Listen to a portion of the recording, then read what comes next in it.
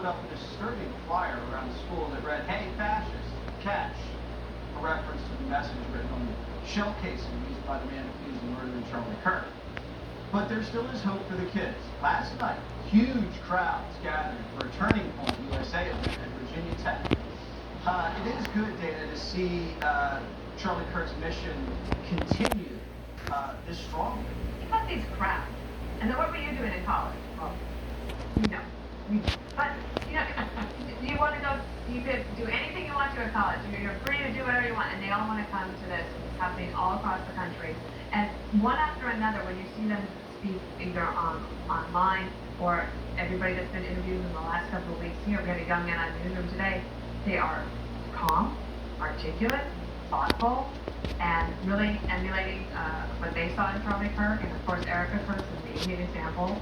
And I think what Governor Youngkin said about the future of young conservatives was absolutely correct. I think the future is bright, and I think that this movement is really going to grow and probably have a good, lasting, and good impact. Yeah, Kennedy, you see these numbers, these chapter requests pouring in, tens of thousands. Yeah, it's up to 160,000 last I looked. And, this is one of those events that not only do you remember where you were, but it's galvanizing.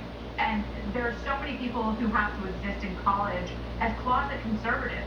Because there are very few people who historically have been willing to come out and say that they are conservatives and, have their voices be heard, because they will be shouted down, they will be called names, they will not be allowed to join other clubs, they will be socially ostracized.